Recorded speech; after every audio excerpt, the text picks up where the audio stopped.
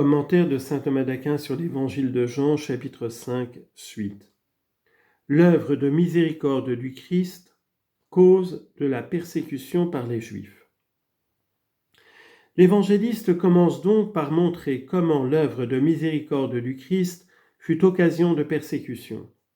Pour cela, il en indique la circonstance, puis il rapporte les accusations abusives portées d'abord contre l'infirme guéri, et ensuite contre le Christ. Or, c'était le sabbat ce jour-là. L'occasion de la persécution suscitée contre le Christ fut le fait qu'il avait guéri un jour de sabbat, où Jésus fit le miracle au cours duquel il ordonna à l'infirme de prendre son grabat. Pourquoi le Seigneur se mit-il à l'œuvre le jour du sabbat ? On donne à cela 3 raisons. L'une est donnée par saint Ambroise. Le Christ, dit-il, est venu pour restaurer l'œuvre de la création qui avait été défigurée, c'est-à-dire l'homme. Il devait donc commencer le jour où le Créateur avait parfaitement achevé son œuvre créatrice. Or ce jour fut celui du sabbat, c'est pourquoi, afin de montrer qu'il venait restaurer toute la création, le Christ commença à partir du sabbat. La seconde raison est que le jour du sabbat est célébré par les Juifs en mémoire de la première création. Or le Christ est venu pour réaliser comme une nouvelle création. Citation. Dans le Christ Jésus, la circoncision n'est rien, ni l'incirconcision, mais la créature nouvelle. Galates 6,15. Et cette création nouvelle est une recréation par la grâce qui se fait par l'Esprit Saint. Citation. Tu enverras ton esprit et ils seront créés, et tu renouvelleras la face de la terre. Psaume 103, verset 30. Voulant donc montrer que la recréation se fait par lui, le Christ travaille le jour du sabbat. Citation. C'est de sa propre volonté qu'il nous a engendrés par la parole de vérité, afin que nous soyons comme les prémices de ses créatures. Jacques 1, 18. La troisième raison est que le Christ voulait montrer qu'il accomplirait ce que la loi ne pouvait faire. Citation. Ce qui était impossible à la loi, que la chair rendait impuissante, Dieu l'a fait en envoyant son propre Fils dans une chair semblable à celle du péché, et pour le péché, il a condamné le péché dans la chair afin que la justification de la loi s'accomplisse en nous. Romains chapitre 8, versets 3 à 4.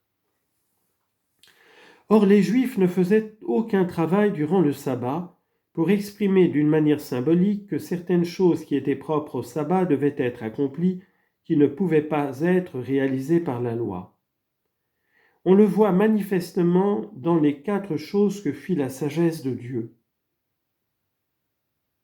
À l'égard du jour de sabbat, ce jour Dieu le sanctifia, il le bénit, et il acheva ses œuvres et il s'y reposa. Genèse chapitre 2, versets 2 et 3.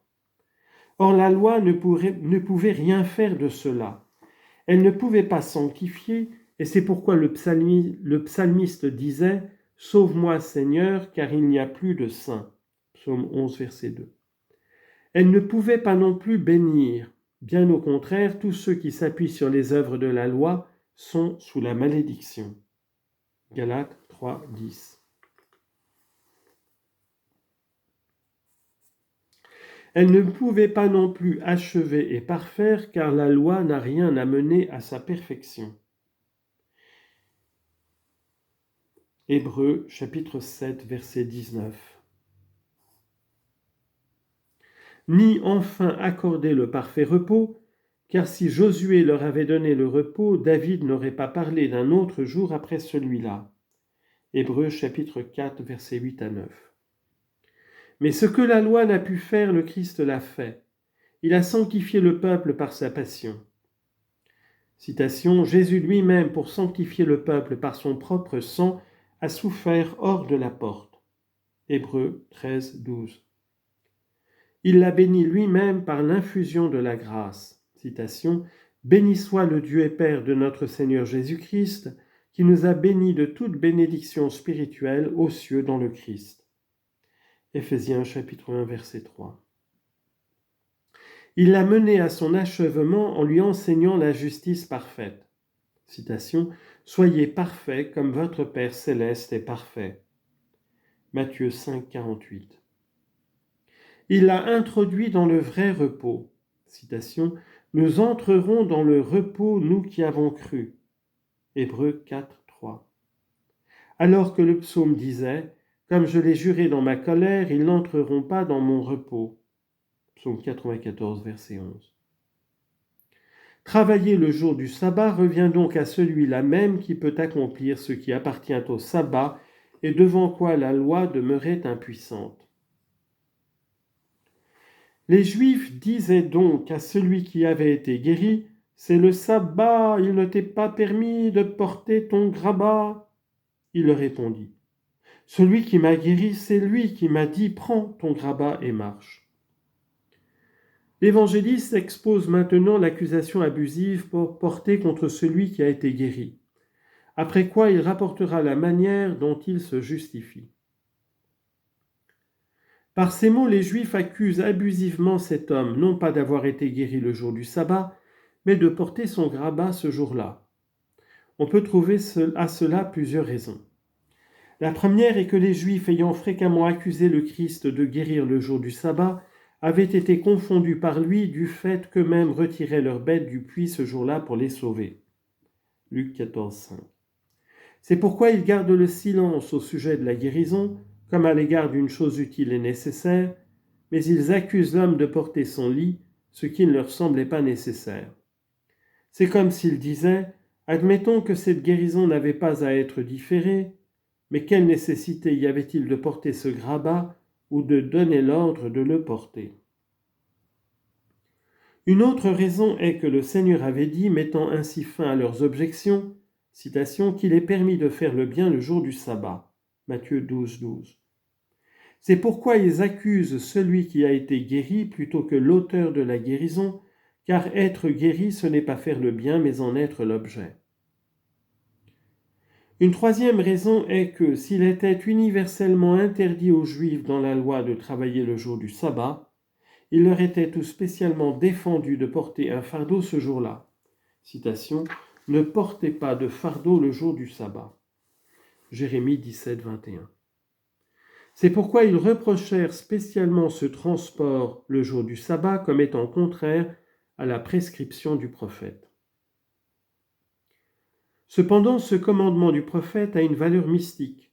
En leur défendant de porter les fardeaux, il voulait les amener à se reposer le jour du sabbat du fardeau des péchés, dont le psalmiste dit, citation, « Comme un fardeau pesant, mes iniquités se sont appesanties sur moi. » Psaume 37, verset 5. C'est pourquoi, comme le temps était venu de transformer les figures cachées, le Christ ordonne à l'homme de porter son grabat, c'est-à-dire de soutenir son prochain dans ses infirmités. Citation, « Portez les fardeaux les uns des autres et vous accomplirez ainsi la loi du Christ. » Galates 6, 2.